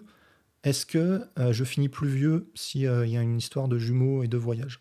Ces trois trucs sont équivalents. Ça tourne en boucle. J'ai pas le droit d'utiliser l'un pour définir l'autre. Ça tourne en boucle. Il y a une boucle infernale. Donc il me faut, et j'ai pas le droit de mesurer. C'est même pas qu'une question de dynamique. On a vu la différence entre cinématique et dynamique. Le problème, c'est la mesure. Je veux pas mesurer. Ma théorie, ça peut pas être qu'est-ce qu'un référentiel galiléen? Va mesurer à chaque fois. À chaque expérience, il faut que tu ailles mesurer. Non, il faut un truc prédictif. C'est ça une théorie physique. Il faut que ce soit prédictif. Et il y a deux manières de prédire, de manière cinématique, qu'est-ce qu'un référentiel galiléen que je vois. Il y en a peut-être d'autres que je n'ai pas vu, mais il y en a deux que je propose. La définition relationnelle, un peu à la Mach, et le fait qu'en fait, il y a un espace-temps qui préexiste aux objets avec une grille dynamique. Donc c'est la façon moderne de raisonner en relativité. Le problème, c'est que c'est pas assumé, c'est pas explicite. Mais voilà, c'est la version moderne. Et personnellement, j'aime beaucoup. J'aime bien m'amuser avec la définition relationnelle, mais j'aime beaucoup cette histoire de grille. Ça permet de faire des raisonnements très intéressants. Et justement, il y a la prochaine vidéo sur la chaîne principale. On va reparler d'Interstellar. Je sais qu'il y a beaucoup de gens qui aiment Interstellar sur cette chaîne. Et on va expliquer pourquoi Miller, sur la planète Miller, Cooper sur la planète Miller, mesure une durée d'1 heure pendant qu'il s'écoule 7 ans sur Terre. Et il y a une manière très sympa d'expliquer ça de manière intuitive, en faisant le lien entre relativité restreinte et relativité générale. Et cette manière utilise justement cette grille qui préexiste et qui a tendance à tomber sur les objets massifs. Voilà. Donc, pour conclure, je répète un peu ce que j'ai dit au début. Avec les idées froides, donc Alain Bernard, on est d'accord sur 99% de la description des problèmes. Voilà, les idées froides, c'est une très bonne chaîne que je connais depuis longtemps. Voilà, j'ai hâte de voir ce qu'il dit du principe du Mach, du principe de Mach, en espérant qu'il verra cette vidéo entre-temps. Tac. Voilà, donc il y a des vidéos qui datent d'il y a 12 ans. Sa chaîne, elle est assez ancienne, avec plein d'animations. Je ne sais pas si c'est Blender qui l'utilise, mais il y a plein d'animations. Et je le vois dans les commentaires, déjà, il faut bien comprendre la relativité restreinte, bien comprendre l'énoncé du paradoxe des jumeaux, pourquoi dans le cadre classique de la relativité, avec certaines hypothèses, on peut résoudre ce paradoxe. Donc déjà, il faut comprendre ça. Et après, donc, il y a ce dernier pourcent sur lequel on est en total désaccord. Mais peut-être qu'on va discuter par vidéo interposée, ou je ne sais pas, et qu'on se mettra d'accord. Voilà, on est d'accord sur la question du calibrage. Là, c'est de ma faute, je me suis peut-être mal exprimé. Je dis quand même 3 fois que le jumeau B est de mauvaise foi. Donc, j'ai sous-entendu très fortement que j'étais pas d'accord. Je suis pas d'accord avec ce que dit Dialecte. Il y a des choses très intéressantes sur Dialecte. C'est très... comment dire? Il essaye d'aller toujours à l'encontre du consensus. Donc, pour moi, voilà, je suis pas d'accord avec beaucoup de choses qu'il raconte. Il y a vraiment beaucoup de choses qui ne vont pas dans ces vidéos, selon moi. Mais c'est intéressant d'avoir des gens qui font ça parce que ça permet de se poser des questions. Ça permet d'aller gratter et de mieux répondre avec les choses qui sont établies ou non, avec des arguments logiques. Voilà, c'est pareil avec les livres, il y a des auteurs comme ça que j'aime bien lire, notamment Kant. C'est un peu relié à toutes ces questions d'espace qui est déjà préexistant ou pas. Kant, je suis très rarement d'accord avec lui. À chaque fois que je lis à chaque phrase, je me dis non, je suis pas d'accord avec toi, mais c'est très intéressant parce que ça permet de réfléchir à des sujets et voilà, il n'y a pas besoin d'être d'accord avec quelqu'un pour pour que la discussion soit fertile. Au contraire, des petits désaccords comme ça, c'est très intéressant. Voilà. Donc là, vous êtes sur Livre et Sciences TV. Je peux même vous montrer la Livre et Sciences TV. Une petite chaîne secondaire sur laquelle je mets les retransmissions de live. Donc ça fait longtemps que j'ai pas fait de live. Ça, c'est un peu enregistré dans les conditions du live. Donc c'est pour ça que je le mets là-dessus. Et il y a notamment voilà, alors non, c'est où? Là, je parle de l'entropie. Donc j'ai fait un live après chaque vidéo de l'entropie. Et voilà, il y a celle-là. Là. Donc définition du temps, relativité et dilatation des durées. Là, je parle de cette vidéo sur la définition du temps et cette fameuse grande classe d'équivalence. Donc si vous voulez le truc vraiment en détail, c'est là-dessus que vous le trouverez. Voilà, donc je voulais finir en remerciant Alain Bernard pour les discussions.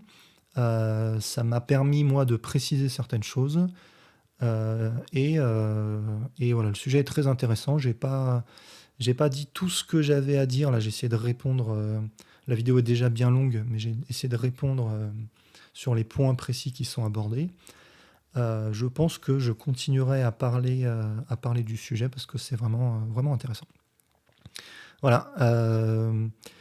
Abonnez-vous à Livre et Sciences TV si vous voulez voir les résumés des lives. Je crois qu'il y a un lien vers le Discord sous les vidéos peut-être.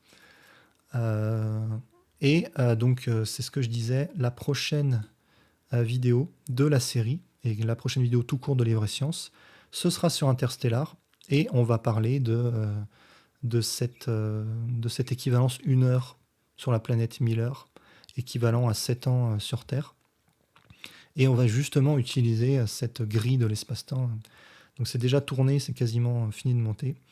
Voilà, ça va être sympa. Je suis déjà très content de ce que j'ai fait pour cette vidéo. Et il y aura un live après sur la chaîne Twitch. Donc vous tapez Livre et Sciences sur Twitch, vous trouverez. Je crois qu'elle est. Je crois que vous pouvez la trouver sur la chaîne là. Bon bref, vous tapez Livre et Sciences sur Twitch et vous la trouverez. Et dans ce live, j'ai prévu d'aller plus loin que dans la vidéo sur la chaîne principale. Et il y a des petits éléments assez sympas qui sont liés un peu à ce que je vous ai montré un peu avant sur la définition de la masse. Je vais essayer de m'intéresser à ces questions un petit peu à la frontière de ce qu'on sait. Donc toujours sans trop mettre en essayant de ne pas mettre d'équations, en essayant de ne pas être trop technique. Mais voilà, ce live, j'ai hâte d'y être, ça va être intéressant. J'ai hâte de refaire des lives, ça fait très longtemps. Ça fait 6 mois. Voilà. Donc j'attends de voir la vidéo sur le principe de Mach d'Alain Bernard, Les idées froides, qu'il a prévu de faire d'ici quelques jours. Et bien sûr, je réponds aux questions, aux commentaires, sur Discord, et après en live sur la chaîne Twitch. Voilà, merci d'avoir suivi ça. C'était plus long que prévu, mais j'avais envie de prendre le temps d'expliquer tranquillement ce que je pensais du sujet. Voilà, à bientôt, portez-vous bien.